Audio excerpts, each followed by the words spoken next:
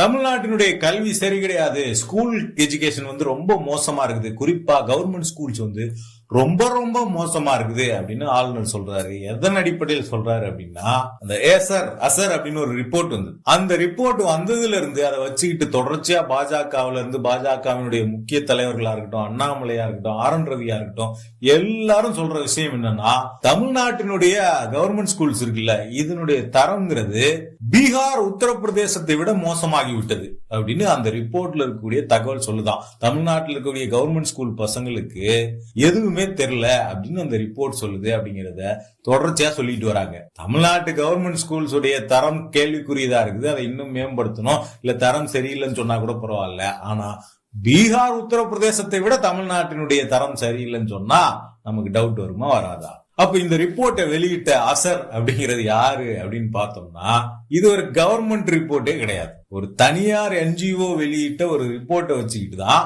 ஒரு கவர்மெண்டினுடைய ஆளுங்கட்சியை சேர்ந்தவங்க பேசிக்கிட்டு இருக்காங்க. ஒன்றிய அரசு தான் ஒருவேளை இப்படி ஏதாவது ரிப்போர்ட் கொடுத்திருக்கானா? இல்ல.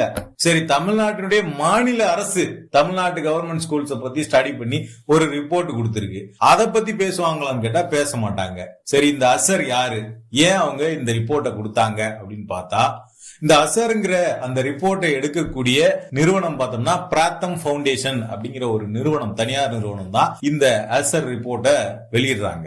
இதே நிறுவனம் இன்னொரு கேம்பெயினையும் அவங்களுடைய பவுண்டேஷன் மூலமா பண்றாங்க. அந்த கேம்பெயினோட பேர் என்னன்னு பார்த்தோம்னா ஸ்கூல் சாய்ஸ் அப்படிங்கிற கேம்பெயின். அந்த ஸ்கூல் சாய்ஸ்ங்கிற கேம்பெயின் என்ன கேம்பெயின் அப்படின்னு பார்த்தோம்னா, கவர்மெண்ட் ஸ்கூலே தேவையில்லை அப்படிங்கிற மாதிரியான ஒரு கேம்பெயின் அது. அவங்க என்ன சொல்றாங்கன்னா, அரசாங்கம் இந்த மாதிரி ஸ்கூல்ஸ ஒட்டுமொத்தமா தங்களோட கையில வச்சுக்கிட்டு மோனோபோலியா இருக்கிறதுக்கு பதிலா காசை தூக்கி மாணவர்கள்ட்ட பெற்றோர்கள்ட்ட கொடுத்துருங்க, அவங்க முடிவு பண்ணிக்கிட்டோம் அந்த காசை வச்சு எந்த ஸ்கூல்ல சேரணும் அப்படிங்கறத. அதாவது டோக்கனா கொடுத்துடணுமாமா.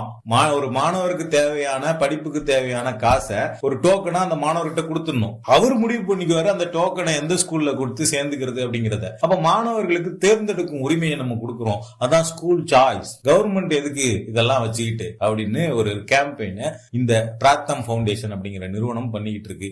இதன் மூலமாக அவங்க செய்யற கேம்பெயின்னா, அரசாங்கம் கல்வியை தன் கையில் வைத்திருக்க கூடாது, அரசாங்கம் பள்ளிகளை நடத்த தேவையில்லை, காசை மாணவர்கள்ட்ட கொடுத்துருங்க, அவங்க ஸ்கூல்ல தேர்ந்துக்குவாங்க அப்படிங்கிறது அந்த நிறுவனத்தினுடைய கேம்பெயின்.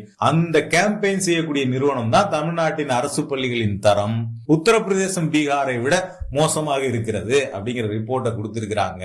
அப்ப இந்த ரிப்போர்ட் உள்நோக்கம் கொண்டதா இருக்காது அப்படிங்கறதுல என்ன உத்தரவாதம் இருக்கிறது? இந்த ரிப்போர்ட்டை எந்த அடிப்படையில் ஒரு ஆளுநராக இருந்து கொண்டு ஆர்.என். ரவி இதை பத்தி பேசுகிறார் அப்படிங்கிறது முக்கியமான கேள்வி.